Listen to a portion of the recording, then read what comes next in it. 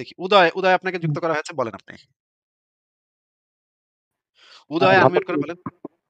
ভালো আছেন? হ্যাঁ, ভালো আছি। আশা করি আপনিও ভালো। বলেন। আচ্ছা ভাই একটা টপিক নিয়ে একটু কথা বলতে চাচ্ছিলাম। সেটা হচ্ছে আপনি কি এই যে Google Chrome মানে একটা ওয়েবসাইট আছে যে অ্যান্টি ইসলাম রেসপন্স। আপনি কি এই ওয়েবসাইটটা পড়েছেন? রেসপন্স টু অ্যান্টি ইসলামের কথা বলছেন আপনি? রেসপন্স টু অ্যান্টি ইসলাম। হ্যাঁ, হ্যাঁ, হ্যাঁ, হ্যাঁ। এই লেখা আমি তেমন একটা পড়ি নাই, কিন্তু সেখানের যে মূল লেখক আছে তার সাথে আমার অনেকবার আলোচনা হয়েছে। বিভিন্ন বিষয় নিয়ে আলোচনা হয়েছে। YouTube এ সেই ভিডিওগুলো দেয়া আছে। আপনি চাইলে সেই ভিডিওগুলো দেখতে পারেন। সে বেশ কয়েকবার এসে আমাদের ভুল ধরার চেষ্টা করে গেছে এবং আ আলোচনাতে কি ফলাফল হয়েছে সেটা আমি তো মুখে বলব না।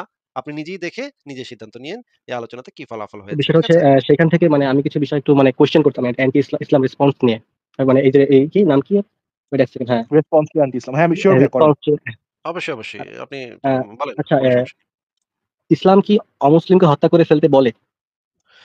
ইসলাম অমুসলিমকে হত্যা করে ফেলে, কিছু, কিছু ক্ষেত্রে তো অবশ্যই ফেলে। এখন এরা তো মানে এখানে তো মানে এনারা কিছু যুক্তি দিচ্ছে আবার। আচ্ছা, ঠিক আছে। তাহলে আপনি তো এই ওয়েবসাইটের সপক্ষে আমাদের বিপক্ষে বলবেন, তাই না ভাই? না, না ভাই আমাদের আসলে আমি বিষয়টা নিয়ে শোনেন আমি বিষয়টা একটু ক্লিয়ার করি। যে বিষয়টা হচ্ছে আমি যখন মানে এলাকায় কোনো টপিক নিয়ে কথা বলতে যাই আরকি। তারা আমারে বারবার মানে WhatsApp গ্রুপ, Telegram গ্রুপে শুধু এই ওয়েবসাইটের পেজের লিংক দেয়।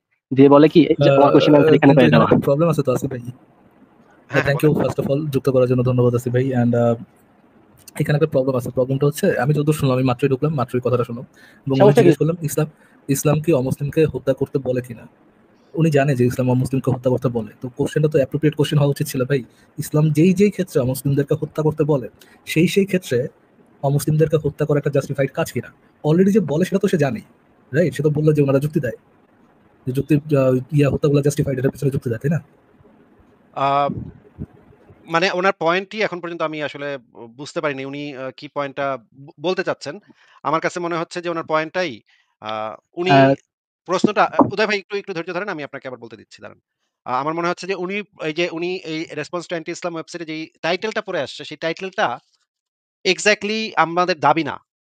আমরা কখনো নাস্তিকরা এরকম কখনো দাবি করে নাই বা ইসলামের বিরুদ্ধে যারা কথা বলে তারা এরকম কখনো দাবি করে নাই যে ইসলাম বলে পৃথিবীর সমস্ত কাফেরকে এক্ষুনি এই মুহূর্তে মেরে ফেলো। এটা ইসলাম বলছে, এটা আমরা দাবি করি নাই।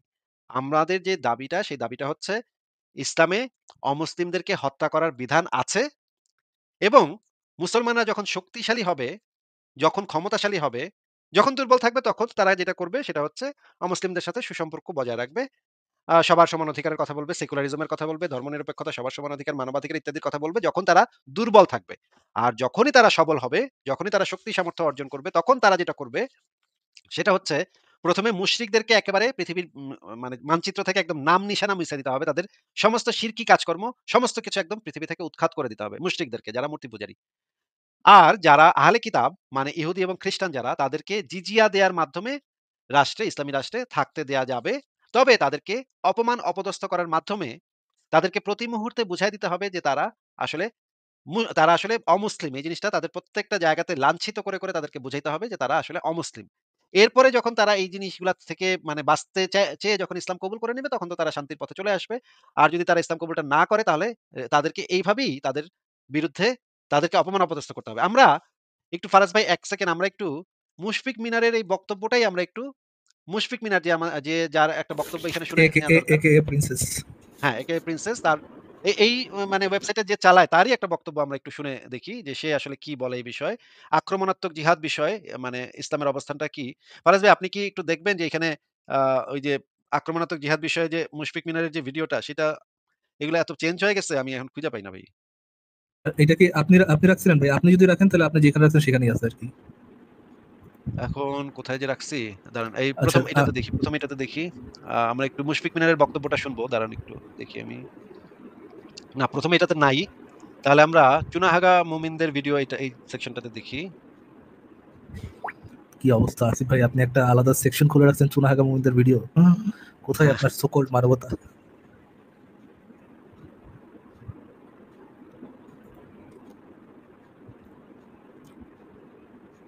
আমি এগুলা মানে ইয়া করে রাখছিলাম, সাজায় রাখছিলাম কিন্তু এই সাজানোটা চেঞ্জ হয়ে গেছে এখন। এই কারণে এগুলো খুঁজে পাওয়াই মুশকিল হয়ে গেছে আমার জন্য এখন। না এখানেও তো নাই। জিহাদে আছে নাকি আসিফ ভাই? জিহাদ সেকশনে আছে দেখি দাঁড়ান। জিহাদ সেকশনে তো দেখতেছি না। জিহাদ সেকশনে থাকার কথা এটা। আ আচ্ছা এটাতে দেখি একটু। আচ্ছা এই জায়গায় থাকতে পারে, দাঁড়ান।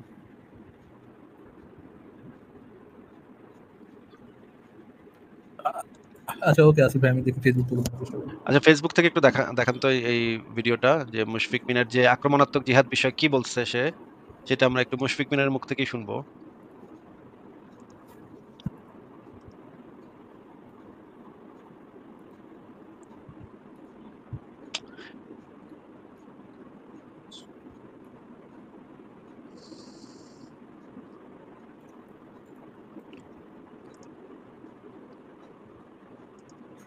এই ইংরেজি নামে এগুলা কে যুক্ত করছে এখানে? ইংরেজি নাম কেন এগুলা এখানে আছে?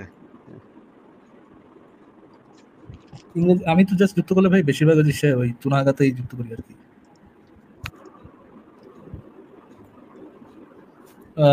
একটা পাইছে আসিফ ভাই, এটা দেখাতে পারেন।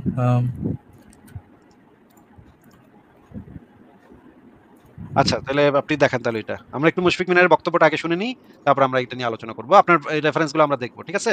উদয় ভাই? তাহলে জি ভাই। ফারাজ ভাই আপনি দেন তাহলে।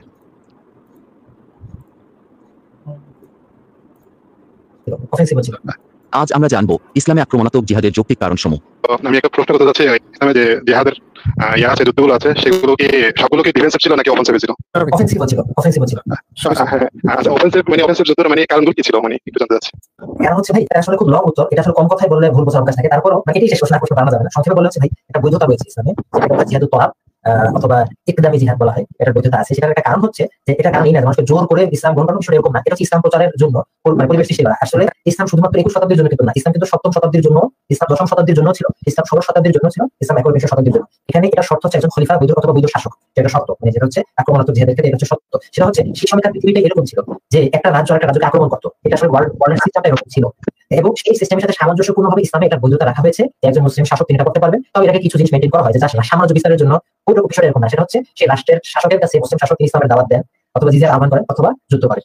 অর্থাৎ শর্ত দেওয়া হবে যে হয় অমুসলিমরা ইসলাম গ্রহণ করবে, না হয় জিজিয়া নামক অর্থদণ্ড দিবে, না হয় যুদ্ধ করে তাদেরকে হত্যা ও লুটপাট করা হবে। এবং তারপরে কিছু নীতিমালা দেওয়া হয়েছে যে যুদ্ধটা হবে শুধু সৈন্যদের সাথে, সাধারণ মানুষ যেমন হচ্ছে যারা অন্য ধর্মের যারা সাধু আছেন, পুরোহিত পাদ্রী আছেন, তাদেরকে আক্রমণ করা যাবে না, নারী শিশু তাদেরকে হত্যা করা যাবে না, ফলবান গাছ নষ্ট করা যাবে না। এরকম বেশ কিছু নিয়ম নীতিমালার অধীনে এটা করা যায়। এটা সে সময়কার পৃথিবীর সিস্টেমটা এরকম ছিল। রোমানরা পার্সিয়ানদেরকে আক্রমণ করতো, পার্সিয়ানরা রোমানদেরকে আক্রমণ করতো, এরকমই একটা পৃথিবী ছিল। এবং সে সময় এবং এটার সাথে সাথে ইসলাম এটাকে রাখা হয়েছে বৈধতা। আর যদি মুসলিম শাসক মনে করেন যে যদি দেখেন তার পরিবেশ পরিস্থিতি অন্যরকম, তার সময়কার হয়তো সিস্টেমটা ভিন্ন রকম, তিনি মুসলিম সাম্রাজ্যের সাথে সন্ধিও করতে পারে, সেটারও বৈধতা রয়েছে। সবসময় যে আক্রমণের উপর থাকতে হবে বিষয়টা এরকম না। চাইলে ইসলামী শাসক মনে করলে সেভাবে তিনি সন্ধি করেও থাকতে পারেন, সেটাও একটা আছে, সেটারও বৈধতা আছে, যে অমুসলিম সাম্রাজ্যের সাথে সন্ধি করা, চুক্তি করা।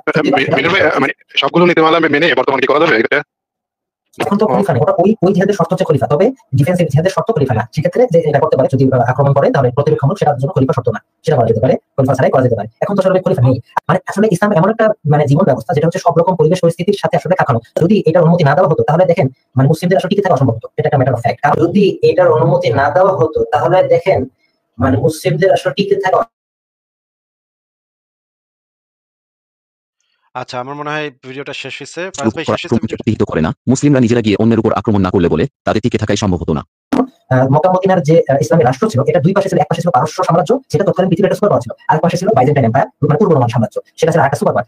এরকম একটা পরিবেশে এবং এরপরও পৃথিবীতে প্রায় 1000 বছরের মতো এরকম একটা অবস্থা ছিল। তো এটার বৈধতা না রাখা হলে ইসলামের বিস্তার হতো না, আর টিকেও থাকতো না। এটা করা হচ্ছে ইসলামের বিস্তারের জন্য। ইমান নয়, বরং মগজ ব্যবহার করে ভালো মতো চিন্তা করে দেখুন তো কিসের জন্য অন্যের উপর আক্রমণ করা দরকার হয়। মোটামুটি তো ক্লিয়ার নাকি আসিফ ভাই, নাকি আরো দেখাতে হবে? আমার মনে হয় মোটামুটি ক্লিয়ার। উদয় ভাই আপনি কি মানে ভিডিওটা শুনতেছেন? জি ভাই। এখান থেকে আপনি কি বুঝলেন যে সেটা একটু বলেন তো, যে এদের দাবিটা কি? বুঝতে পারি না কোন বিষয়, মানে মানে আক্রমণাত্মক জিহাদটা কেন? আক্রমণাত্মক জিহাদ অমুসলিমদের উপরে আকবারা যায় জিহাদ করে, এমন না যে সে আপনাকে অ্যাটাক করতে আসছে আপনি ডিফেন্স করতেছেন নিজেকে, এরকম না। আকবারা কাউকে বুঝতে পারছি। আক্রমণ এটা করার যে জাস্টিফিকেশনটা দিল, এটা কি আপনার কাছে একটা জাস্টিফাইড রিজনিং? মানে সংস্কার এটা হয়তোবা মানে তাদের অনুসারে যে আল্লাহ তাআলার একটা নির্দেশ হিসেবে তারা আক্রমণটা করছে আর কি। সেটা আল্লাহ তাআলার নির্দেশ নাকি নির্দেশ না সেইটা নিয়ে তো আমাদের কথা হচ্ছে না ভাই। কথা হচ্ছে যে এই জিনিসটা জাস্টিফাইড কিনা, যুক্তি দ্বারা জাস্টিফাইড কিনা। মনে করেন এক হিন্দু আইসা আপনার মারলো। এখন হিন্দু হ্যাঁ। মাইরা আপনারা বলল যে তার শ্রীকৃষ্ণ তারা এটা নির্দেশ দিছে। এটা তো একটা জাস্টিফাইড কারণ না, তাই না? এটা তো আদালতে তো গ্রহণযোগ্য হবে না যে কৃষ্ণ তার স্বপ্নে আইসা নির্দেশ বুঝতে পেরেছি। দিচ্ছে আপনার মারতে। তবে এখানে মানে যুক্তিসঙ্গত জাস্টিফাইড না যে আক্রমণাত্মক জিহাদটা আসলে, কিন্তু বিশ্বাসীদের ব্যাপারে তো বিষয়টা ভিন্ন বিষয়। বিশ্বাসীদের কাছে তো যুক্তি তো ভিন্ন হয়ে যায় না। মানে আমি যদি বলি যে ভাই আমি স্বপ্নে দেখছি আমারে আল্লাহ পাকে স্বপ্নে দিয়া দেখায় বলছে যে ওরে মারতে, হ্যাঁ? এইটা বললে তো পৃথিবীর কোনো আদালতে সেটা তো অ্যাকসেপ্টেবল হবে না। আমি যতই হ্যাঁ, বিশ্বাসী হই না কেন, আমার বিশ্বাসের কারণে আদালত তো এরকম সিদ্ধান্ত নিবে না যেহেতু এই বেটা বিশ্বাসী, এই বেটা মারছে তাহলে ঠিকই আছে। এটা তো কোনো আদালত বলবে না, তাই না? হ্যাঁ ভাই বুঝতে পেরেছি যে নিরপেক্ষ কোনো দৃষ্টিকোণ থেকে অন্ধ কোনো বিষয়টা একটু অন্ধবিশ্বাসী আপত্তিকর। মানবে কিনা? জি ভাই। আপত্তিকর। শুধুমাত্র মানে আপত্তিকর। আপত্তিকর মানে হচ্ছে একটু মানে একটু মানে ইয়া না মানে ডিসগাস্টিং বলেন হ্যাঁ, ডিসগাস্টিং। মানুষের উপর ডিসকাস্টিং, আক্রমণ করবেন, মানুষকে আক্রমণ করবেন, তাদের গনিমতের মাল বানাবেন। এটা শুধুমাত্র হ্যাঁ, আপত্তিকর অবশ্যই, কথা? অবশ্যই। না বুঝতে পারছি সিক বিষয়টা। চিন্তা ভাবনা, সিক সহজ কথায় সিক। হ্যাঁ, হ্যাঁ। আচ্ছা আমরা একটা হাদিস একটু পড়ে আসি। হাদিসটা আমরা একটু দেখি। উদয় ভাই আপনি আমাদেরকে এই হাদিসটা একটু পড়ে শোনাতে পারবেন? এখানে কি লেখা? আ পরিচ্ছেদ ১ থেকে হ্যাঁ, হ্যাঁ, পরিচ্ছেদ ১ থেকে পড়েন। যতক্ষণ পর্যন্ত মানুষ লা ইলাহা ইল্লাল্লাহ না বলবে ততক্ষণ পর্যন্ত তাদের বিরুদ্ধে কিতাল করতে আমি আদেশপ্রাপ্ত হয়েছি। আচ্ছা কিতাল অ্যা মানে কি ভাই? কিতাল মানে যদি যুদ্ধ, একটু আমাদের বুঝিয়ে যুদ্ধ, দিতেন। যুদ্ধ। কিতাল মানে যুদ্ধ না। যুদ্ধ অবশ্যই হ্যাঁ, যুদ্ধ আছে কিন্তু কিতাল মানে হচ্ছে কতল করতে মানে মেরে ফেলা। মেরে ফেলা। হ্যাঁ, ঠিক আছে। এবার বলেন, পড়েন। আবু হুরায়রা রাদিয়াল্লাহু হতে বর্ণিত তিনি বলেন রাসূলুল্লাহ সাল্লাল্লাহু আলাইহি ওয়াসাল্লাম এর মৃত্যুর পর আবু বকর রাদিয়াল্লাহু আনহু যখন খলিফা নির্বাচিত হন, তখন আরবের কিছু সংখ্যক লোক কাফির হয়ে যায়। উমর ইবনুল খাত্তাব রাদিয়াল্লাহু আবু বকর রাদিয়াল্লাহুকে বলেন, "আপনি এদের বিরুদ্ধে কিভাবে অস্ত্র ধারণ করবেন?" অথচ রাসূলুল্লাহ সাল্লাল্লাহু আলাইহি ওয়াসাল্লাম বলেছেন, "মানুষ যে পর্যন্ত আল্লাহ তাআলা ব্যতীত আর কোন প্রভু নেই এ কথার স্বীকৃতি দিবে, সেই পর্যন্ত আমি তাদের বিরুদ্ধে যুদ্ধ করতে অদিষ্ট হয়েছি। আর যে ব্যক্তি বলল, আল্লাহ ব্যতীত আর কোন প্রভু নেই, সে আমার থেকে তার মাল ও রক্ত জীবন নিরাপদ করে নিল।" এই কথাটার এতটুকু মানে আমাদেরকে একটু বুঝায় দেন যে সে যদি বলে আল্লাহ ব্যতীত আর কোন প্রভু নেই, সে আমার থেকে তার মাল ও রক্ত মানে জীবন নিরাপদ করে নিল। এই কথাটার মানে কি? কথাটার মানে হচ্ছে যে কেউ যদি মানে ইসলামের কালেমা গ্রহণ না করে কিংবা বায়াত গ্রহণ না করে তাহলে মানে তাকে মানে মেরে ফেলা হবে বা তার মাল ছিনিয়ে নেওয়া হবে। আর যদি করে তাহলে তার সবকিছু সেফে রাখা হবে। আচ্ছা মানে ইসলামটা কবুল করলে এই কথা স্বীকৃতি দিলে তখন সে সেইফ, তার জীবন এবং তার রক্ত এবং তার মাল নিরাপদ। কিন্তু যদি এটা না করে তাইলে তার মাল এবং তার রক্ত কখনো নিরাপদ না। যেকোনো সময় তার উপরে একটা ঘটনা ঘটে যেতে পারে। আক্রমণ হ্যাঁ, হইতে পারে। হুম। আচ্ছা। ঠিক আছে এটা আমরা আচ্ছা পড়লাম তাহলে আচ্ছা আসিফ ভাই একটা সেকেন্ড আমি বুঝিনি। সে যদি কেউ যদি লা ইলাহা ইল্লাল্লাহ মুহাম্মাদুর রাসূলুল্লাহ না বলে তাহলে দিলেন নবী তার মাল ছিনাই নিবে, ফোর্সফুলি মাল অবশ্যই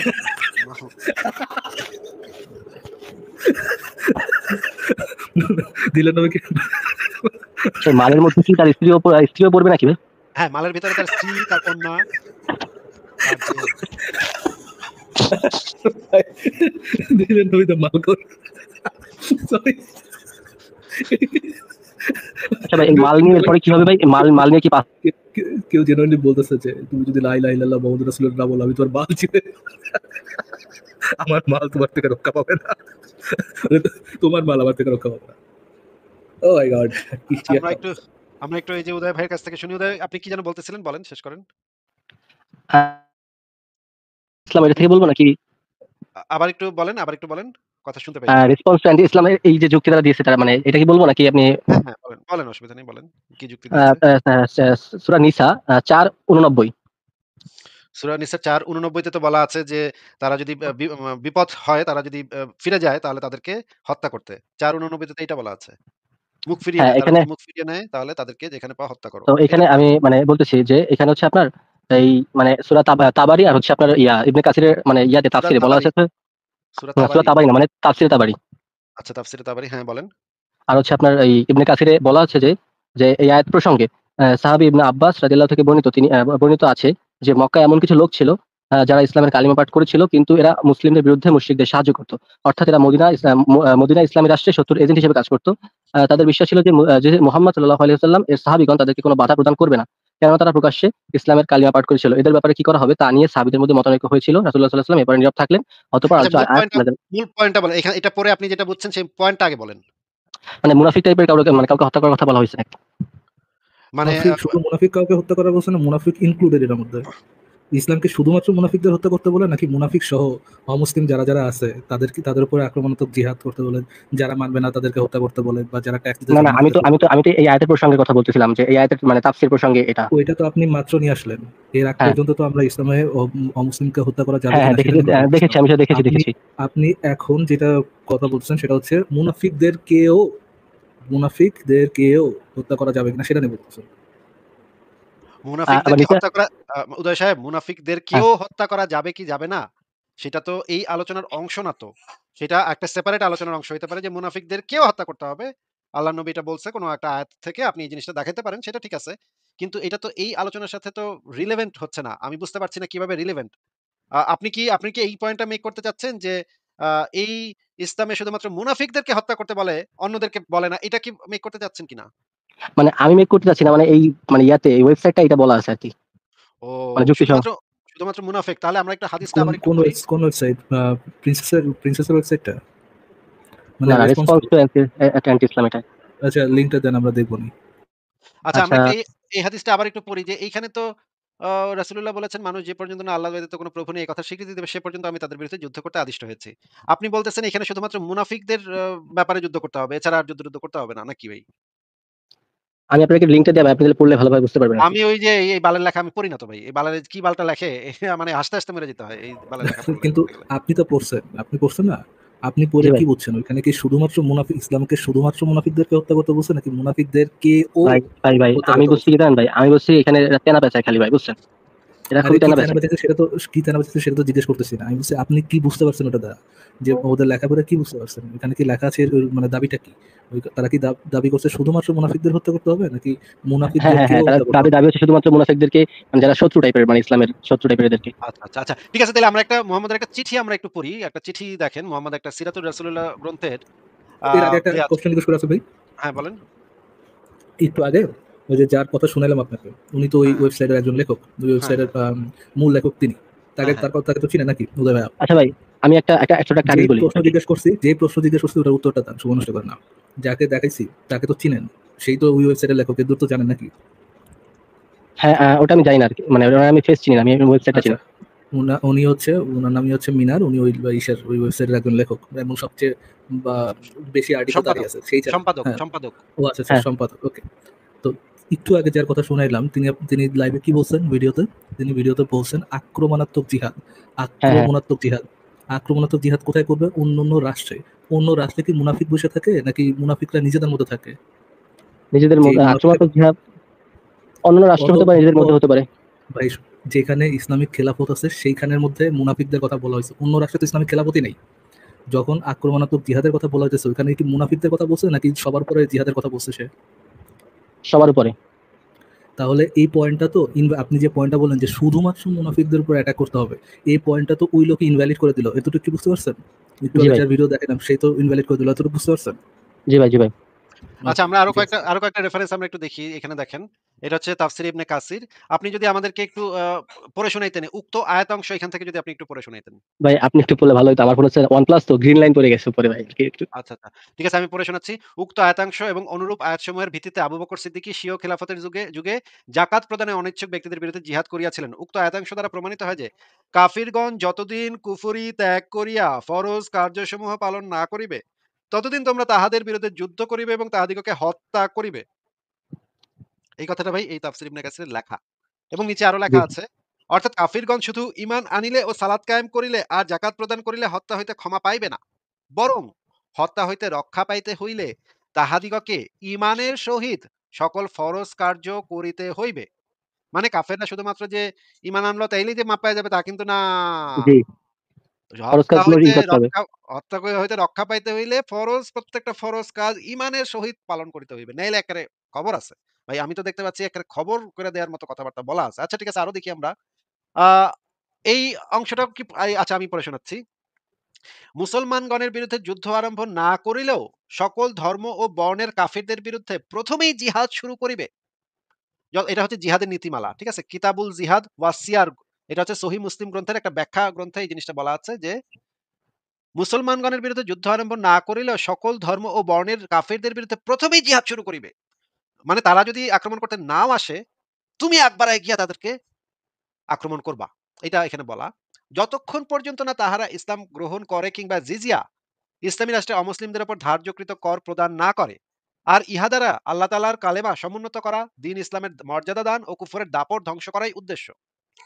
আচ্ছা ভাই, যদি কোরআনে আল্লাহ কোরআন দিয়ে যদি একটা ভালো একটা যুক্তি দেখাইতো তাহলে ভালো হইতো।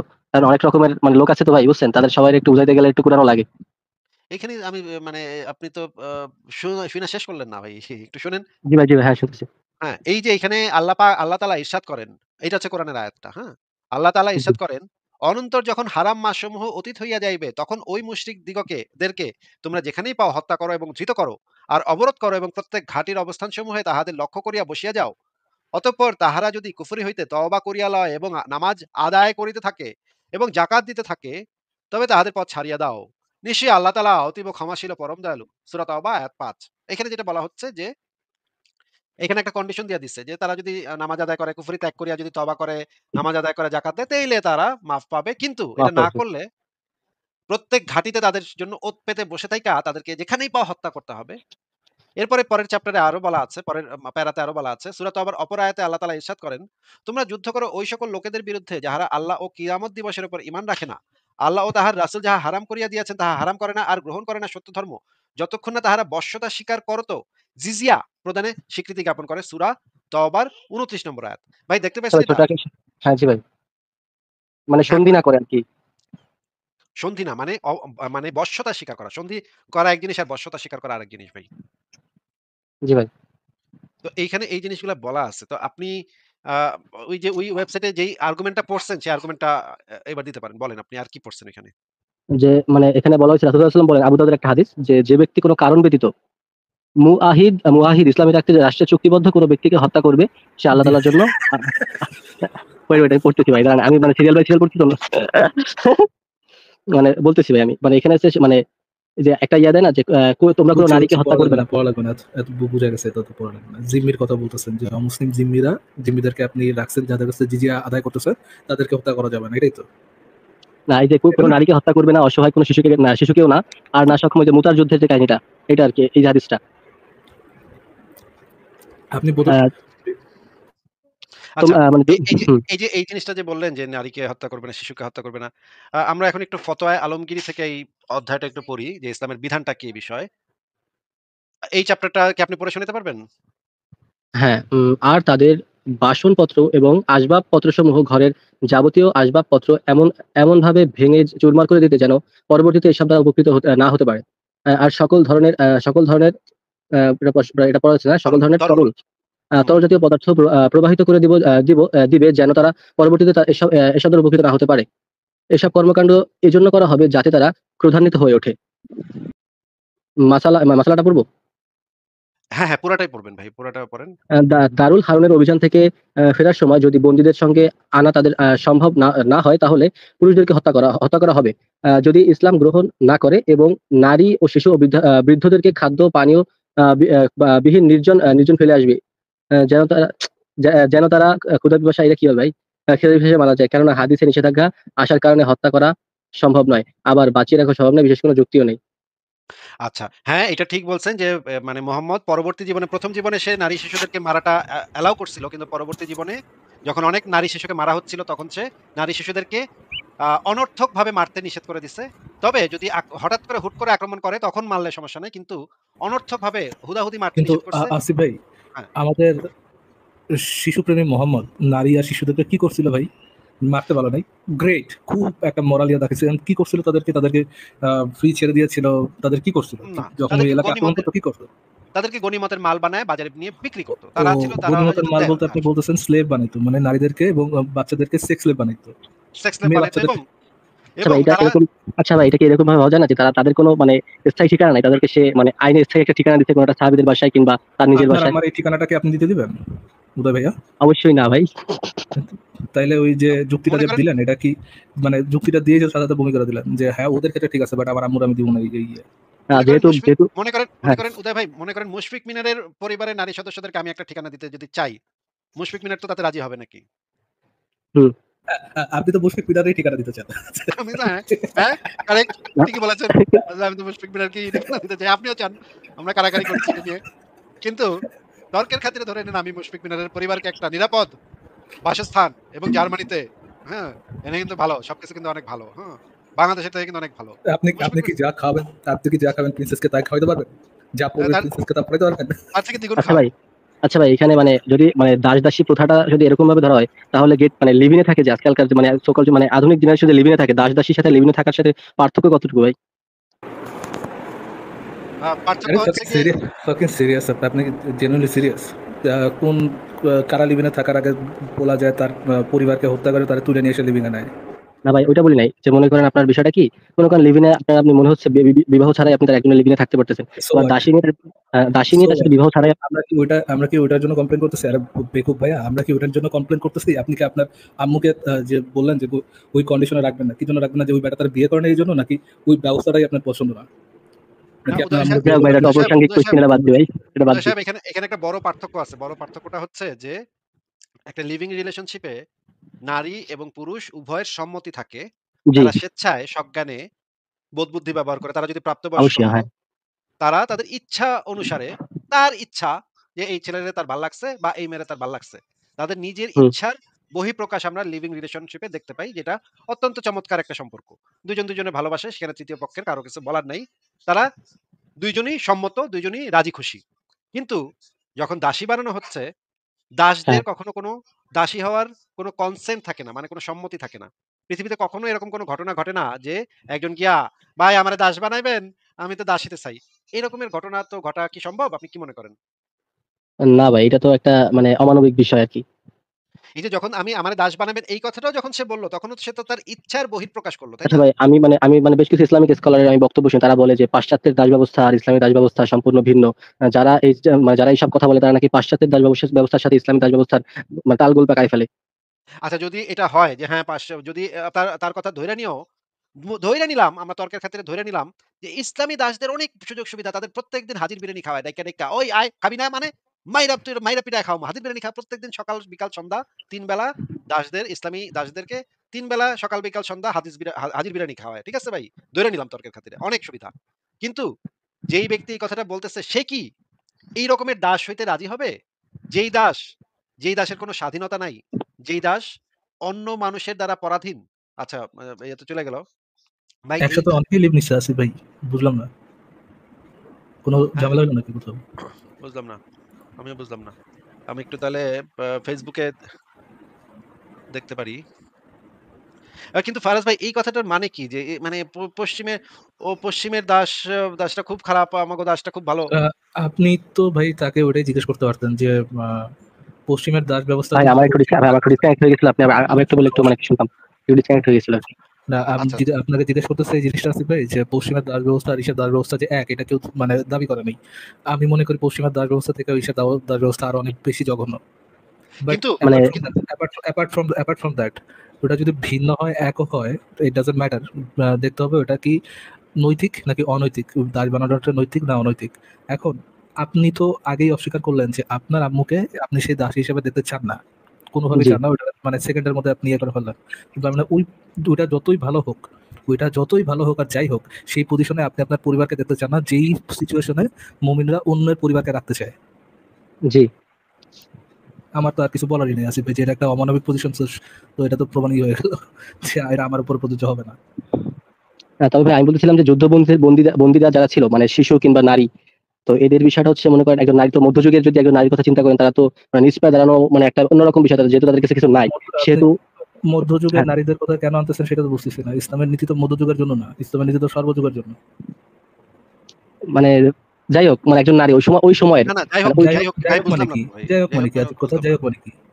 আচ্ছা মানে আমি বলতেছি ভাই বুঝাই বলি বিষয়টা মনে করেন সাহেব, হ্যাঁ, ইসলামের যেকোনো একটা বিধান এটা তো কিয়ামত পর্যন্ত প্রযোজ্য। এটার তো জি, কোনো জি, সময়ের প্রেক্ষাপট নাই তো এখানে। যে ওই যুগে এটা হইতো ভাই।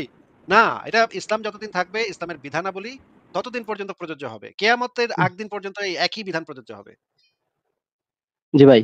তো এখানে তো ভাই মনে করেন এখানে আরেকটা কোয়েশ্চেন চলে আসে যে স্রষ্টার এক মানে কিছু মানে অনেক অনেক আবার আবার আবার জাম করতেছেন, আবার আরেক জায়গায় জাম করতেছেন। মানে মধ্যযুগের আইনের যে কথাটা বললেন, এটা যে একটা ভুল যুক্তি, এটা কি বুঝতে পারছেন? জি ভাই।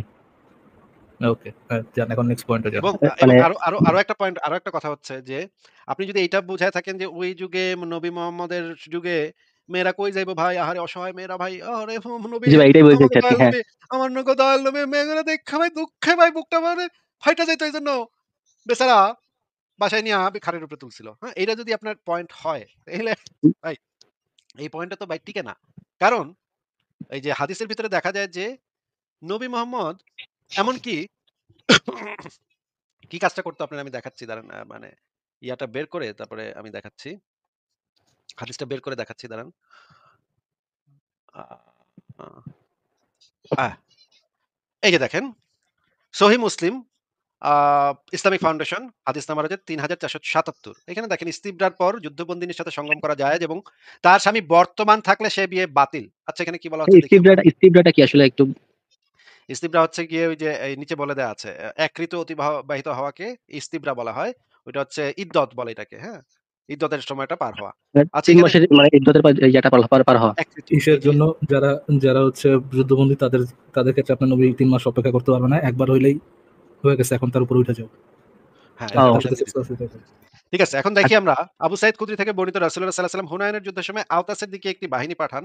তারা শত্রু দলের মুখোমুখি হয় এবং তাদের সাথে যুদ্ধ করে জয়লাভ করে এবং তাদের অনেক কয়েদি তাদের হস্তগত হয়। তাদের মধ্যে থেকে দাসীদের সাথে সহবাস করে রাসূলুল্লাহ সাল্লাল্লাহু আলাইহি ওয়াসাল্লামের কয়েকজন সাহাবী যেন নাজায়েজ মনে করলেন তাদের মুশরিক স্বামী বর্তমান থাকার কারণে।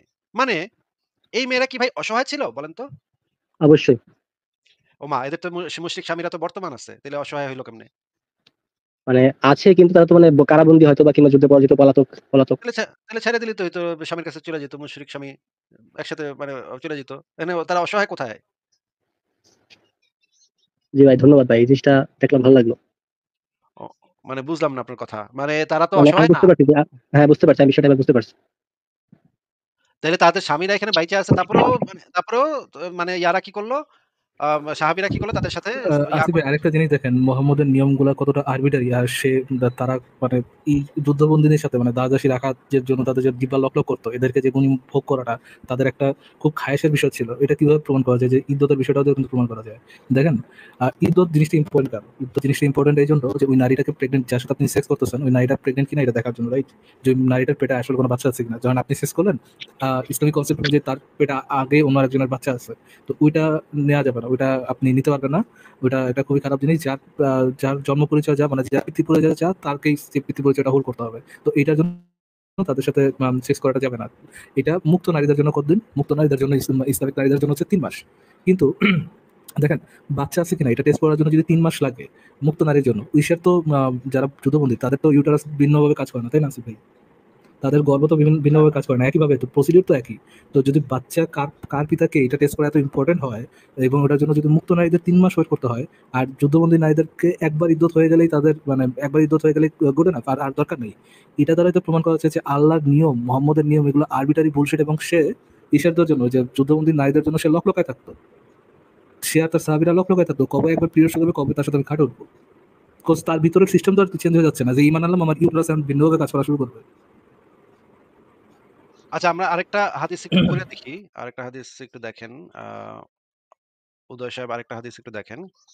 এটা হচ্ছে সহিহ মুসলিমের ৪৪২১ নম্বর হাদিস। এখানে আমরা দেখি যে আ জুহাইর ইবনু হারব ইবনে সালাম থেকে বর্ণিত। তিনি বলেন, আমার পিতা বলেছেন, আমরা ফাজারা গোত্রের সাথে যুদ্ধ করছিলাম। আমাদের আমির ছিলেন আবু বকর। রাসূলুল্লাহ সাল্লাল্লাহু আলাইহি ওয়াসাল্লাম আমাদের আমির নিযুক্ত করেছিলেন। আচ্ছা ঠিক আছে। এখানে দেখেন আ এরপর বিভিন্ন দিক দিয়ে অতর্কিত আক্রমণ চালালেন এবং পানি পর্যন্ত পৌঁছলেন। আর যাদেরকে পেলেন হত্যা করলেন এবং বন্দী করলেন। আমি লোকদের একটি আ দলের দিকে দেখছিলাম যাদের মধ্যে নারী ও শিশু রয়েছে। আমি আশঙ্কা করছিলাম যে তারা হয়তো আমার আগেই পাহাড়ে পৌঁছে যাবে। অতএব আমি তাদের ও পাহাড়ের মাঝে তীর নিক্ষেপ করলাম। মানে দেখেন, মানে মুহাম্মদের বাহিনী যুদ্ধ করতে আসে, কাফেরদের সাথে যুদ্ধ করতে আসছে। এখন মুহাম্মদের বাহিনী কি করল? মানে যাদেরকে সামনে পাচ্ছে মেরে ফেলতেছে এবং কাফেরদের একটা দল ছিল, ছোট একটা দল ছিল যেই দলের ভিতরে নারী এবং শিশুরা ছিল। মুহাম্মদের একজন সাহাবী বলতেছে যে, "আমি আশঙ্কা করছিলাম যে তারা হয়তো আমার আগেই পাহাড়ে পৌঁছে যাবে।" মানে ওই নারী শিশুরা দৌড়ে পালায় যাচ্ছে। উদয় সাহেব আপনি কি বুঝতে পারতেছেন হাদিসটা? হ্যাঁ, বুঝতে পারতেছি। মানে ওই যে কাফেরদের মধ্যে একটা গ্রুপ ছিল যাদের মধ্যে নারী এবং শিশুরা ছিল, তারা পাহাড়ে পালায় চলে যাচ্ছে। এখন এই ব্যক্তি আশঙ্কা করল যে তারা হয়তো আমার আগেই পাহাড়ে পৌঁছে যাবে। অতএব আমি তাদের ও পাহাড়ের মাঝে তীর নিক্ষেপ করলাম। মানে সে কি করল? আ মে ওই নারী এবং শিশু যারা দৌড়ে পালায় যাচ্ছিল তাদের এবং পাহাড়ের মাঝে এসে তীর মারা শুরু করল যেন ওরা ওইখানে থাইমা যায় আর আগ বাড়াইতে না পারে। জি, তারা যখন তীর দেখতে পেল থেমে গেল। তখন আমি তাদেরকে হাঁকিয়ে নিয়ে এলাম। হাঁকিয়ে নিয়ে আসা মানে কি বুঝতে পারতেছেন? গরু মানে ভেড়া যেরকম হাঁকিয়ে নিয়ে আসে, জি, ধাবর দিয়ে। ধাবর দিয়ে নিয়ে আসে। হ্যাঁ, গরু, ভেড়া ওই যে গবাদি পশু এগুলো হাঁকিয়ে নিয়ে আসে মানুষ। আচ্ছা। ওই হ্যাঁ, নারী এবং শিশুদেরকে হাঁকিয়ে নিয়ে এলেন। এদের মধ্যে চামড়া পোশাক পরিহিত বনী ফাজলার একজন মহিলাও ছিল এবং তার সাথে ছিল তার এক কন্যা। সে ছিল আরবের সবচাইতে সুন্দরী কন্যা। আমি সকলকে হাঁকিয়ে আবু বকরের কাছে নিয়ে এলাম। আবু বকর কন্যাটিকে আমাকে নফল হিসেবে প্রদান করলেন। মানে এই যে সবচাইতে সুন্দর ঝাক্কাস সুন্দরী যে মাইয়াটারে পাইলো বেড়ায়, এই যে মানে তীর মাইরা এই নারী এবং শিশুদেরকে পাইছিল, আবু বকর আবার খুশি হইয়া ওই সুন্দরী মেয়েটারে তারা দিয়ে দিল। ভাই বুঝতে ভাই পারতেছেন ভাই? ভাই এই সময় আমরা থাকলাম না কেন ভাই এই সময়? আচ্ছা আরো পড়ি, আরো শুনেন। এরপর আমি মদিনায় ফিরে এলাম। আমি তখনও তার বস্ত্র উন্মোচন করিনি। ভাই এই যে হ্যাঁ? বস্ত্র উন্মোচন করিনি এটা কথাটার মানে কি ভাই? মানে জামা কাপড়। ওমা! জামাকাপড় কি মানে খুলতে চাইলো কেন? গোসল করাইবো নাকি? মানে সে তো তার দাসী সরি মেবি দাসী। তখন তো সে জায়েজ তার কাছে। মানে বস্ত্র উন্মোচন কেন মানে কি গোসল করাইবো নাকি মানে গায়ে সাবান দিব নাকি তেল মাখবো? কি করব? কাহিনীটা কি? যেকোনো একটা কাহিনী হইতে পারে ভাই। যে ও কোনো কাহিনী হতে পারে। সাবান-টাবান দিব মনে হয়। মনে হচ্ছে। কম্পিউটার অপারেট করার জন্য খুলতে পারে নাকি? হ্যাঁ? যাই হোক ভাই একটা হবে কিছু রান্না মানে রান্না রান্না করতে হবে, রান্না করতে যেয়ে ঘামায় যাবে গরম, বস্ত্রটা উন্মোচন করে দিই। ল্যাংটা হয়ে রান্না করুক এরকম। মানে তার সাথে মানে সে এখনো মানে তার সাথে এখনো সে করে নাই আরকি ওইটা। সেক্স করে নাই। ও হ্যাঁ, হ্যাঁ, এটা হ্যাঁ। বলে। আহারে! যে কোনো কারণে হইতে পারে, এটা তো আর কোনো উত্তর হলো না। আরে জি। কোথায় যাবে? কি খাবে? কত কষ্ট মেয়েদের। এইজন্য এই বেটা কি করলো? পাহাড়ের মাঝে তীর মাইরা আটকাইলো ওদেরকে। আটকায় তারপর আবার হাঁকায় নিয়ে আসলো। ভাই ওরা কোথায় যাবে? কি খাবে? কি না খাবে? কত চিন্তা বেটার, হ্যাঁ? বেটার কত দুশ্চিন্তা মেয়ে এবং শিশুদের জন্য কত দুশ্চিন্তা। আহারে! ওই নারীরা পালায় যাচ্ছে। ওরা কি খাবে না খাবে? আহারে কোথায় না কোথায় ঘুরবে? আহারে ওরে আমি তীর মেরে আটকাই। আটকায় তারপর বন্দী করি মদিনার গনিমতের মধ্যে। মসিহা মোহাম্মদ। আহারে কি দয়াল নবী রে! কি নারী প্রেমী নবী রে ভাই! কি নারী প্রেমী সাহাবীরা ভাই! সাহাবীরা এবং নবীর চরিত্র কত সুন্দর। আহারে মেয়েরা পালায় যাচ্ছে, কি খাবে না খাবে, চিন্তায় ঘুম আসতেছে না নবীর। নবী এবং তার সাহাবীদের চিন্তায় এইজন্য তীর মারলো, তীর মাইরা তাদের থামাইলো, থামায়া বন্দী করে নিয়ে আইলো, হাঁকায় নিয়ে আইলো। ওয়াও! উদয় ভাই কত সুন্দর সিস্টেম তাই না ভাই? কি মনে হয় এগুলো পড়লে? আচ্ছা ভাই আমার মনে হচ্ছে কি ভাই জানেন আসিফ ভাই, আপনি যদি এই মধ্যযুগে থাকতেন ভাই বুঝছেন? তাহলে আপনি এই দর্শন বাদ দিয়ে আপনি এই মোহাম্মদের টিমে যোগ দিতেন ভাই। এটা কারণ আপনি কিভাবে বুঝলেন যে আমি মোহাম্মদের টিমে যোগ দিয়া লুচ্চা মোহাম্মদের মানে গনিমতের মাল আমি আনা নেয়া করতাম, এটা আপনি কিভাবে বুঝলেন? আপনি এটা করতে পারেন। নিজেরই দিয়ে অন্যকে বিচার করেন কেন আপনি? না মানে ওইখানে তো মেক্সিমাম লোকই এটা করছিল ভাই মদিনায়। মেক্সিমাম করলেই যে আমি করব বা মেক্সিমাম লোকই যে করছিল সেটা আপনি পাইলেন কোথায়? মানে মদিনায় তো মেক্সিমাম লোক করছিল, মক্কায় করে নাই। মানে আপনি বলতে চাচ্ছেন মানে এই মদিনার মেক্সিমাম লোক এরকম লুচ্চা, লম্পট, বদমাইশ, ধর্ষক এত ছিল। গায়ে মাখানোর কি আছে আসিফ ভাই? আমারে বললে আপনি তো বলতে পারবেন না, বাট আমারে বললে বলতাম যে হ্যাঁ আমি করতাম যদি গনিমতের মাল হিসাবে আপনার আম্মুরে পাইতাম, আমি অবশ্যই চিন্তা করে দেখতাম। চিন্তা করে দেখতাম বিষয়টা। ছি, উদয় ভাই এই রকমের কথা বলতে কি আপনাদের ইয়া লাগে না, খারাপ লাগে না? যে এখন গায়ে লাগছে না রুদ্র ভাই? এখন কি গায়ে অপসরে লাগছে? যখন নিজের মা আছে, এখন গায়ে লাগছে না? বিষয়টা হচ্ছে মানে না এখন আমি তো বিষয়টা তুমি হচ্ছে বললাম যে আরকি গায়ে এই লাগছে ধরনের কিনা এটা ডিসগাস্টিং বলেন। বয়স কম বা ডিসগাস্টিং কথা বলার আগে একটু চিন্তা করার কথাটা বলেন। অন্য কাউকে এই লেভেলের নির্মম কাজ করতো এটা বলার আগে একটু চিন্তা করে বলেন। আক্কেল বুদ্ধি একটু বাড়ান ভাই। পাবলিক প্ল্যাটফর্মে কথা বলার আগে একটু আক্কেল বুদ্ধি বাড়াইতে হয়। আচ্ছা মনে করেন একটা মানে উদয় ভাই মনে করেন যে আপনার মা হচ্ছে কাফের, আপনি মুসলমান বাহিনীতে ওই মুহাম্মদের আমলে যুক্ত হইছেন। এখন আপনার মাকে আপনি গনিমতের মাল হিসেবে পাইছেন। এখন কি করবেন বলেন তো? কি বলবো ভাই বলেন এই জায়গাটা আমি। ও নিজের মায়ের ব্যাপারে আপনার লেগে গেছে নাকি? খারাপ লেগে গেছে না নাকি? বিষয়টা ওটা না, খারাপের বিষয় না। বিষয়টা হচ্ছে সবাই করলে তো মনে হয় আপনি করতেন তখন, করতো আপনি না? কে জিগাইতেন নবীরে গিয়ে জিগাইতেন, নবী আমি তো আমার মারে কাফের মা আপনি ফেলে পাইছি। আপনি আপনি বান্দরের মতো না যে মাঙ্কি সি মাঙ্কি ডু, সবাই করলে তো আপনি করতেন। ভাই বিষয়টা আমি এগুলো বুঝতে কথা পারছি। এগুলো মানে এগুলো আমি বিষয়টা এরকম ভাবে বলি। আমি বলছি যে ভাই মানে ওইখানে যেরকম সহজলভ্য বিষয় ছিল। যেভাবে বলছেন পাবলিক প্ল্যাটফর্মে কথা বলার আগে কথাগুলা ভেবে চিন্তে বুঝে বলতে হয়। আমরা এখানে মানে আপনার বন্ধুরা কথা বলার আগে একটু বুঝে বলেন কথাগুলা, যে কি বলবেন না বলবেন একটু বুঝে বলেন। ও আপনি একজনকে বলতেছেন যে 1400 বছর আগে জন্মাইলে আপনিও রেপিস্ট হইতেন, এটা কোনো কথা হইলো? হ্যাঁ, আপনি যুদ্ধ করে রেপ ভাই করতেন নারী। মানে আমি বলতেছিলাম কারণ হচ্ছে ওই সময় যেরকম সহজলভ্য বিষয়টা ছিল এখন তো সেরকম না। ওই সময় কাজটা সহজ যদি হইতো, তারপরে যে কেউ করতো বিষয়টা, এই বিষয় আচ্ছা ভাই, আমি আই ডোন্ট থিংক এগুলোর বুঝা লাভ আছে। হ্যাঁ, আসলে আপনি বললে বলুন, ঠিক নাহলে আছে, ইয়ে করুন, ঠিক আছে, পাল্টান। ঠিক আছে ভাই। মানে আমরা তো যেটা দেখতে পাই উদয় সাহেব আমরা যেটা দেখতে পাই যে কাফেররাও কিন্তু কিছু যুদ্ধে মুহাম্মদের সাথে জিতছিল। কাফেররা কিন্তু এই কাজটা করে নাই। হ্যাঁ? জি। কাফেররা কিন্তু এমনকি মুহাম্মদের নিজের মেয়ে তখন মক্কায় ছিল। হ্যাঁ? তখন ওই যে বদরের যুদ্ধ হইছিল। তখন বদরের যুদ্ধের পরে মানে মক্কা মানে বদরের যুদ্ধ এবং কয়েকটা যুদ্ধ হয়েছিল। পরপর কয়েকটা যুদ্ধ হয়েছিল। একটা যুদ্ধে মুহাম্মদ হারছিল। এরপরে কিন্তু কাফেররা মক্কায় ফেরত গেছিল। তখন কিন্তু মুহাম্মদের যে মেয়ে সে কিন্তু কাফেরদের আন্ডারে ছিল।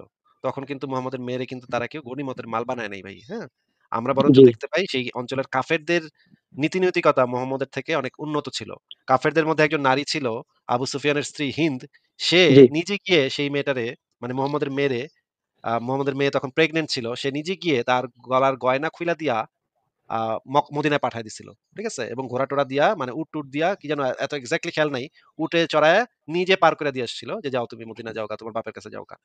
ঠিক আছে? তারে জি কিন্তু ভাই। গনিমতের মাল বানায়া ১০ জন মিল্লা দর্শন করে নাই ভাই। হ্যাঁ? তার মানে হচ্ছে মুহাম্মদের ক্যারেক্টারের থেকে ওই সময়ই এরকম মানুষ ছিল যাদের চরিত্র মুহাম্মদের থেকে ভালো ছিল। ঠিক আছে উদয় সাহেব আপনাকে তাহলে আজকে আমরা জি বিদায় ভাই, জানাই। আপনার আরেকটা যদি আরেকটা কোয়েশ্চেন ছিল ভাই। ছোট আরেকটা কোয়েশ্চেন ছিল। আচ্ছা আমি একটু মানে ব্রেকে যাবো। ফারাজ ভাই আপনি কি একটু কথা বলবেন উনার সাথে? শিওর শিওর শিওর জি আছে ভাই, ভাই। মানে ২ এর আচ্ছা ২ এর আমি একটু যাই, আপনি একটু ফারাজ ভাইয়ের সাথে কথা বলেন। ঠিক আছে? আমাকে একটু ব্রেক লাগবে। হ্যাঁ? ঠিক আছে। জি ভাই। জি ভাই ফারাজ বলেন। ভাই, হ্যাঁ ভাই বলেন। ২ এর ১০৬ মানে সূরা ইমরান মেবি। আল ইমরান ২ কি আল ইমরান সূরা? হ্যালো? হ্যালো? সরি ২ হচ্ছে বাকারা। ও সরি ২ বাকারা। এক তো ২ এর ১০৬ এই যে নাসিখ মানসিকের ব্যাপারটা। কি হইছে নাসিক মানসুকের বিষয়ে? মানে অনেকে বিষয়টা এরকম মানে যারা মানে অনেকে মানে এখানে ২ টা কোয়েশ্চেন আসে যে তারা হাদিসপন্থী আর যারা শুধুমাত্র কোরআন মানে। তারা বলতেছে মানে একজন বলতেছে যে মানে স্রষ্টার প্রজ্ঞার এক অনন্য নিদর্শন হচ্ছে নাসিক মানসিক। ঠিক আছে? আরেক দল বলতেছে যে এই যে নাসিক মানসিকের যে মানে ২ এর যে ১০৬ নম্বর আয়াতটা, ওই আয়াতটার অনুবাদই ভুল হইছে। ঠিক আছে? মানে নাসিক মানসিক নাকি হয় নাই। সালাফি থিওলজি অনুযায়ী বা ইসলামিক হ্যাঁ, নাসিক পরিভাষা মানসিক হইছে। মোহাম্মদের সাহাবীরা যেগুলো বুঝছে অফকোর্স নাসিক মানসুক হইছে। এখন যারা বলে নাসিক মানসুক হয় নাই, এটা তো তাদের বিষয়। তারা তাদের ভাইদের কিভাবে কনভিন্স করবে এটা তো তাদের বিষয়, আমাদের বিষয় না। না, তারা ওই ব্যাকরণ-ট্যাকরণ টানতেছে অনেক। এখানে ১ম এ বলা হইছে কি মা নানসাখ মিন আয়াতি আও নুনসিহা, মানে মা এই যে এটা মা তো নানসাখ। আমাদের বলার দরকার নাই তো উদয় ভাই। এটা বলেন তাদেরকে যারা দাবি করতেছে তাদের সাথে সালাফিরা ডিবেট করতে বলেন। আমাদের বলে লাভটা কি? তাদের নিজেদের মধ্যে করতে এক্সাক্ট মানে বলেন। নিরপেক্ষ পর্যায় থেকে ২ টা মানে নিরপেক্ষ পর্যায় থেকে আমি কোরআনের ট্রান্সলেশন নিব বা কোরআনের নিব, ব্যাখ্যা নিব, আর্লি স্কলারলি ব্যাখ্যা যেটা সেখান থেকে নেওয়ার চেষ্টা করব। এবং ওইখানে কোথাও কেউ নাসিক মানসুকের বিরুদ্ধে কেউ কিছু বলে নাই তো। মানে আমি একটু নাসিক মানসিক ব্যাপারটা একটু বিস্তারিত জানতে চাচ্ছিলাম। এই রেসপন্স টু অ্যান্টি ইসলাম এরা বলতেছে আবার ভিন্ন কথা। এরা তো মানে একটু তেল মারা একটু দেয়, মানে একপাক্ষিক দেয় আরকি। তার যদি জন্য মানে একটু বিশদভাবে জানতে চান তাহলে বলেন যারা এই দাবিটা হোল্ড করে তাদেরকে, যারা নাসিক মানসুকের পক্ষে তাদের সাথে ডিবেট করতে হয়। জি ভাই। ঠিক আছে, আর কিছু বলবেন উদয় ভাইয়া? না, আমি বুঝতে পারিনি কথাটা। বললাম যে যারা বলে নাসিক মানসুক নাই তাদেরকে বলেন ডিবেট করতে, যারা নাসিক মানসুক আছে এদের সাথে ডিবেট করতে বলেন, তাইলে তো হয়, তাইলে তো না শেষ। ভাই, আমি একটু মানে আপনার মানে একটু নাসিক মাসুদ সম্পর্কে আপনার কাছে একটু জানতে চাচ্ছিলাম বিষয়টা এক্সাক্ট আরকি। হ্যাঁ নাসিক মানসুক আছে রে ভাই, আপনি তাফসির পড়েন, আমি তো কোরআনের নিজস্ব ব্যাখ্যা নেই না। কোরআনে আমি যেটা দিই সেটা হচ্ছে তাফসির থেকে কি ব্যাখ্যাটা পাওয়া যায় সেটা নেওয়ার চেষ্টা করি। নিজের মতো তো ব্যাখ্যা আমি বানাই না রে ভাই, আমি তো কোরআনের কোনো স্কলার না। বুঝতে পারছেন? আহ, মানে মানে নাসিক মানসুক সম্পর্কে মানে মানে মানে এই যে নাসিক মানসুক সম্পর্কে আমি আমি মানে কি আমার বলছি কোয়েশ্চেনটা সেটা ছিল। তো ভাই রিপিট করেন তো উদয় ভাই, একটু রিপিট বুঝতে করেন পারছি, আমি কি বলছি। আমি বলি ভাই, বুঝতে পারছি। মানে আমি কি বলছি আমার সেটা রিপিট করেন। মানে আপনি হচ্ছে যাদের মানে তাফসীর গুলো নেন আরকি। মানে আধুনিক মানে স্কলার যেগুলো বলছে কিংবা কাসিরে যেগুলো বলা আছে আরকি এগুলো। আধুনিক স্কলারও না, যে প্রাচীন স্কলাররা যেটা বলছে সেটা সেটা নেওয়ার চেষ্টা করি। জি ভাই। না, আমি বলছিলাম কি এই যে নাসিক মানসিক সম্পর্কে যদি নাসিক মানসিক হয়ে থাকে, তাহলে এখানে মানুষের আইনের আর কোরআনের আইনের মধ্যে পার্থক্য কি হলো? সেটা কোরআনের আইন তো বাতিল করে আরেকটা আনা হচ্ছে। আহ, এখন এইটাও তো প্রবলেম হচ্ছে, যারা নাসিক মানসুক বলে তাদের পক্ষে প্রবলেম। আমি তো কোরআনের কোনো ইয়াকে নিজের এই এই দাবিটাকে কোনো দাবিকে সত্য মনে করি না যে আমি ওকে নাসিক মানসুক হইতে পারে না হইতে পারে। ওকে, এটা এটা যদি কেউ কমপ্লেন করে যে ভাই আল্লাহ যদি সব আগে থেকে জানে তাহলে আল্লাহ তার চেঞ্জ করে কিভাবে, এটা যদি কোশ্চেন জি, হয়, জি। এই কোশ্চেন অ্যান্সার আমার কাছে নাই, আসলে আমার কাছে নাই। এখন আমি তারা কি বুঝছে কোরআন থেকে, কোরআনে আসলে কি বলা, কি বুঝছে, আসলে কি কোরআনে কি বোঝানো হয়েছে, আমি সেইটা নিতেছি। কোরআনটা যৌক্তিক কি অযৌক্তিক, আমার কাছে তো পুরোটাই অযৌক্তিক। আমার কাছে জি তো ভাই। কোরআন অলমোস্ট পুরোটাই অযৌক্তিক, আমি তো কোনোটাতে যৌক্তিক হিসেবে নিচ্ছি না। না, আমার কথাটা ভাই ওটা আমি বলছি কি যে মানে যে নাসিক মানসিক মানে যদি হয়, মানে হইছে তো মানে তাফসীরে তো আজকে হয়। আ যদি তাফসীর নাসিক মানসিক যদি হয় তাহলে এই মানে কোরআনের আইনের সাথে মানে মানুষের মনে করেন আজকে আমাদের সংবিধান চেঞ্জ হইতো, মানে এই যে এখন নতুন সরকার আসছে সে হয়তো বা সংবিধান চেঞ্জ করবে। তো এরকম ভাবে যে সংবিধান চেঞ্জ হয়ে যাচ্ছে বারবার। তো এখানে এই প্রশ্নটা যে তাদেরকে করেন যারা খুব নাসিক মানসুক সত্য এটা এটা করে নাসিক মানসুক হইতে পারে এই জিনিসটা প্রোপাগেট করে, যে মুমিনদের কাছে না, জিজ্ঞেস না, না, করেন এটা। না, না, আমি বলছি যে তারা তো বলে যে এটা মানে মানে স্রষ্টার এক অনন্য নিদর্শন, প্রজ্ঞা নিদর্শন। যৌক্তিকতা, মানে এটার আমি যৌক্তিকতা কি হইতে পারে কিনা, এই জিনিসটা হইতে পারে কিনা, এটা কতটুকু যৌক্তিক না অযৌক্তিক, এটা জিজ্ঞাসা করবেন যারা এটাকে সঠিক মনে করে তাদের কাছে। ভাই একটা সিম্পল এস ফাক বিষয় বুঝতে কি এত সমস্যা, মানে এত কঠিন নাকি? না, না, আমি বলছিলাম যে এর বিপক্ষে আমি কিছু মানে কিছু জিনিস চাচ্ছিলাম। ভাই আসিফ ভাই আপনি বলেন তো ভাই। মিরাজ খান। আচ্ছা বলেন উদয় ভাই আপনি বলেন। বলছিলাম যে নাসিক মানসিক সম্পর্কে ভাই এই যে যারা মানে হাদিসপন্থী যারা বলে আরকি যে মানে হাদিসপন্থী না, এটা কোরআনে বলা আছে। কোরআনে জি, আয়াত আছে নাসিখ মানসুখ বিষয়ে। না, কোরআনে না, আয়াত যারা আছে। আহলে কোরআনের অস্বীকার করে আরকি। আহলে কোরআন অস্বীকার করব কেমনে? এটা তো কোরআনে আছে রে ভাই। তারা আয়াতের অর্থ চেঞ্জ করে ফেলাচ্ছে। আয়াতের অর্থ চেঞ্জ করে কিভাবে ফেলবে? এটা তো কোরআনে বলা আছে নাসিখ মানসুখ। আচ্ছা আপনাকে আমি ঠিক আছে বের করে দেখাচ্ছি।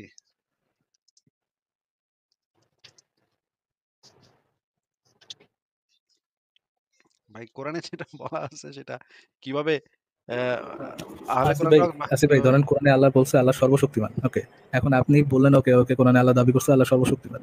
এখন কোন বান্দা এসে যদি আপনার জিজ্ঞেস করে ভাই আল্লাহ সর্বশক্তিমান হয় কেমনে? যে আল্লাহ কি এমন কোনো পাথর বানাইতে পারবে যে সে নিজে উঠাইতে পারবে না? এখন এই ইয়েটা আল্লাহ সর্বশক্তিমান কেমনে হয়? এই জিনিসটা কি আপনি ডিফেন্ড করবেন নাকি এটা যারা বিশ্বাস করে যে আল্লাহ সর্বশক্তিমান তারা ডিফেন্ড করবে? তারা ডিপেন্ড করবে। ঠিক আছে? তো ওনাকে এই আমি বিষয়টা বোঝা কি এত টাফ নাকি আসিফ ভাই? আচ্ছা তারপরে ওনাকে আমি দেখায় দেই যে এটা কোরআনে বলা আছে সূরা বাকারার ১০৬ নম্বর আয়াত এবং আ প সূরা নাহলের ১০১ নম্বর আয়াত। এখানে বলা আছে তুমি কোন আয়াত রহিত করলে কিংবা ভুলিয়ে দিলে তা থেকে উত্তম কিংবা তারই মতো আয়াত নিয়ে আসি। আ এবং আরেকটা আয়াতে বলা আছে আমি যখনই এক আয়াতের বদলে অন্য আয়াত নাজিল করি আর আল্লাহ ভালোভাবে জানেন যা তিনি নাজিল করেন। এখানে তো পরিষ্কারভাবে বলা আছে ভাই এটা। এবার বলেন। মানে আমি বলছি মানে এখানে যে মানে আরবিটা আছে মানে মা নানসাক দিয়ে বলতেছে মা মানে তো না। কিন্তু এখানে মা মানে যা কিভাবে হইলো? তারা বলতেছে এটা। মানে তারা বলতেছে যে অনুবাদে ভুল করছে তারা। আচ্ছা অনুবাদে তাইলে আমরা আরবি ভাষার উপরে সবচাইতে বড় এক্সপার্ট বাংলাদেশে বর্তমানে সবচাইতে বড় এক্সপার্ট যে আছে ডক্টর আবু বকর জাকারিয়া যিনি মদিনা বিশ্ববিদ্যালয়ে পিএইচডি করছে। এর থেকে তো ভাই এরা বেশি বুঝে না আরবি নাকি ভাই? না ভাই আপনি একটু সূরা বাকারার ১০৬ নম্বর আয়াতটা একটু কপি করে Google Translate দিয়ে দেখেন তো ভাই। এই যে আমি আপনাকে যেটা বলতেছি Google ট্রান্সলেটরের থেকে ডক্টর আবু বকর জাকারিয়া অনেক বেশি আরবি বুঝে। Google ট্রান্সলেট হ্যাঁ ভাই এটা আমি বুঝে জানি। না। হ্যাঁ? এই আবু বকর জাকারিয়া কোরআনের অনুবাদ করছে, তাফসীর করছে। সৌদি সরকার দ্বারা সে সার্টিফাইড একজন আলেম। এর বক্তব্য শুনেন, হ্যাঁ? শুনেন। কোরআনের নাসেখ মানসুখ আয়াতগুলোর ব্যাপারে আহলে সুন্নাত ওয়াল জামাতের আকীদা কি? এবং এই নাসেখ মানসুখ আয়াতগুলো নিয়ে নাস্তিকগণ কোরআনকে প্রশ্নবিদ্ধ করতে চায়। আর মুতাজিলা বলে কোরআন এমন আয়াত নাই যেটা মনসুখ হয়েছে। কোরআন এমন আয়াত নাই যেটা মনসুখ হয়েছে। তো এই বিষয়ে আমাদের অবস্থান সঠিকভাবে কি রাখা উচিত? সুন্দর প্রশ্ন। কোরআনে নাসেখ এবং মনসুখ আছে এবং থাকবেই। কেন থাকবে? আল্লাহ তাআলা তার বাণী এটা। তিনি আগে এটা নাযিল করেছেন, দেখেছেন বান্দার অবস্থা দেখে। যেমন ১ম এ বলেছেন যে আল্লাহ তাআলা যে যখন মদ হারামের ব্যাপারে ১ম শুরু করেছেন যে তাত্তাখিযুনা মিন রিজকিন হাসানা, এটা তোমরা খেয়ে থাকো। এরপর আল্লাহ তাআলা নাযিল করলেন যে তোমরা সালাতের সময় খেও না। এরপর আল্লাহ তাআলা নাযিল করলেন কঠিনভাবে যে তোমরা এটা কোনভাবে খেও না। এটা শয়তানের কর্মকাণ্ড। আমালি শাইতান ফাজতানিবুহু। তো আল্লাহ তাআলা অনুরূপভাবে আল্লাহ তাআলা যখন আগে ব্যভিচারের শাস্তির ব্যাপারটি দেখেন, সেখানে ছিল ব্যভিচারের শাস্তি যে বেঁধে তাকে ঘরে আটকিয়ে রাখতে হবে যতক্ষণ না তার মৃত্যু হয়। পরবর্তী আল্লাহ তাআলা বলেন যে যদি কোন অবিবাহিত হয়ে থাকে ১০০ টাকা বিবাহিত হলে তাকে মৃত্যুদণ্ড। তাহলে দেখা গেছে যে অ্যা নাসেখ মানসুখ এখানেও আছে। আবার দেখেন ইয়ার ব্যাপারেও এই যাদের স্ত্রী স্বামী মারা যায় স্ত্রীদের সেখানেও স্ত্রীদের যে কতদিন পর্যন্ত ইদ্যত গণনা করে সেখানে ১ বছর ছিল। পরে সেটা ৪ মাস ১০ দিন হয়ে গেল। এটা কোরআন দিয়ে সাব্যস্ত, কোরআনে কারীম দিয়ে। অথচ ঠিক কোরআন ২ টা আয়াতে সূরা বাকারাতে এটা আছে। তাহলে আমরা কি বুঝলাম? এই আয়াতগুলো দ্বারা আমরা বুঝতে পারছি যে কোরআনে কারীমে নাসেখ এবং মানসুখ আছে এবং আশ্চর্য জিনিস হচ্ছে যারা অস্বীকার করে তারা কিন্তু এর কোনো জবাব দিতে পারবে না। হ্যাঁ, কারণ নাসেখ মানসুখ কেন আছে? নাস্তিকরা যাই বলুক না কেন, নাস্তিকরা এ নাস্তিকরা তো আল্লাহকে মানেই না। তাদের ব্যাপারে আমাদের কোন কথাই নেই। তারপরেও যারা যদি সত্যি মানে তাদেরকে জিজ্ঞাসা করতে হবে যে ছোটকালে তার যে পোশাকটা ছিল, বড় হলে তাকে ওই পোশাকটাই পরে না বড় হলে ভিন্ন পোশাক পরে? জিজ্ঞাসা করতে হবে। যেহেতু বড় হলে তার পোশাক ওইটা আর কাজে লাগে না। আল্লাহ তাআলা ঈমান নিয়ে ১ম বা আমাদেরকে ১ম ঈমান নিয়ে প্রাথমিকভাবে সাহায্য করেছেন যে তাদের এই বিধান দিয়ে রাখি, আমার বান্দা এই বিধান দিয়ে হয়তো চলতে পারবে। যখন দেখেছে আমরা এর চেয়ে ভালো উত্তম বিধানে চলে যেতে হবে, আল্লাহ বলেছেন ঠিক আছে তাকে উত্তম বিধানটা দেই। এখানে কি সমস্যা হয়েছে এটা আমার বুঝে আসে না। আমাদের দিকে তাকিয়ে তিনি তার বিধানগুলি যখন ইচ্ছা তখন পরিবর্তন করে দিয়েছেন। সর্বশেষে তিনি দেখেছেন যে ঈমানদার একটা বিরাট গোষ্ঠী তৈরি হয়েছে যারা আমার বিধান প্রতিপালন করতে পারবে এবং পরবর্তী জেনারেশন যারা এরকম তৈরি হয়ে গেছে এখন আর তাদের পরিবর্তনের প্রয়োজন নেই। তিনি স্থায়ী করে দিয়েছেন। সেখানে নাসেখ এবং মনসুখ আলাদা নেই। আশ্চর্য হবেন যে যুগ, যুগ ধরেই নাসেখ মনসুখ ছিল। প্রত্যেক যুগেই নাসেখ মনসুখ ছিল। যত কিতাব আছে সমস্ত কিতাব আপনি দেখবেন যে মুসা আলাইহিস সালাতু ওয়াস কিতাবে যা ছিল, ঈসা আলাইহিস সালাতু কিতাবে তাতে কিছু নাসখ করা হয়েছে। তাহলে কি সমস্যা? এটা তো ওরাই বলতে পারবে কেন ওরা নিয়ে কথা বলে। আল্লাহ তাআলা সবই জানেন। তিনি আগে পিছে সব জানেন। জেনেই তিনি সেটা করেছেন কি আমার বান্দা এই মুহূর্তে এর চেয়ে ভালো পারবে না। এজন্য তিনি সেটা দিয়েছেন। এরপর তিনি দেখেছেন যে এর চেয়ে উত্তম যেটা আমি মনে করি সেটা দিয়ে আল্লাহ তাআলা এজন্য বলছেন জি ভাই। আচ্ছা আমরা দেখলাম যে এখানে ডক্টর আবু বকর জাকারিয়া এই জিনিসটা ব্যাখ্যা করল। তাহলে আপনার যদি এরকম কোনো আরবি যদি আপনি আরো বড় পণ্ডিত হয়ে থাকেন বা আপনারা যদি আপনি যাদের কাছ থেকে পড়ছেন তারা যদি এর থেকে বড় পণ্ডিত হয়ে থাকেন, তাইলে ভাই এই জিনিসটা আবু বকর জাকারিয়ারে গিয়া বুঝাইবেন আপনি, হ্যাঁ? ওই যাদের কাছ থেকে আপনি শুনছেন এই সমস্ত সূরা বাকারার এই আয়াতের কি অর্থ, এটা আয়াতের কি অর্থ? এরই আপনি আবু বকর জাকারিয়ার সাথে দেখা কইরা তারে গিয়া বুঝ দিবেন। বা আপনারা সবাই মিলা গিয়া আবু বকর জাকারিয়ারে গিয়া বুঝাইবেন যে আপনারা বেশি পণ্ডিত, আবু বকর জাকারিয়া বুঝে নাই। কোরআনের আয়াত বুঝে নাই, এত বছর মদিনা বিশ্ববিদ্যালয়ে পড়ালেখা কইরাও বেটা আরবি বুঝে না, হ্যাঁ? এইটা আপনি তারে গিয়া বুঝায়ে তারপরে তার থেকে একটা বক্তব্য নিয়ে আইবেন আমাদের কাছে যে আবু বকর জাকারিয়া বলতেছে যে আমি আগে ভুল ছিলাম। আমারে এই যে আহলে কোরআন একজন ভাই আইসা আমারে বুঝাই দিছে যে কোরআনে কোনো নাসেখ মানসুখ নাই। তখন আবু বকর জাকারিয়া যখন এটা বলবে তখন আপনার কথা আমরা শুনবো। ঠিক আছে ভাই? জি ভাই আরেকটু মানে এই নাসিক মানসিক ব্যাপারে আপনার ওয়েবসাইটে কি কিছু আছে বলা? হ্যাঁ, অনেক কিছু বলা আছে। কোরআন সংকলন এবং পরিমার্জনের ইতিহাস এই লেখাটা পড়বেন। আচ্ছা ঠিক আছে। ধন্যবাদ ভাই। আচ্ছা ঠিক আছে তাহলে আজকে বিদায় জানাই আপনাকে। তাহলে ভালো থাকেন, হ্যাঁ? আচ্ছা ভাই। আচ্ছা।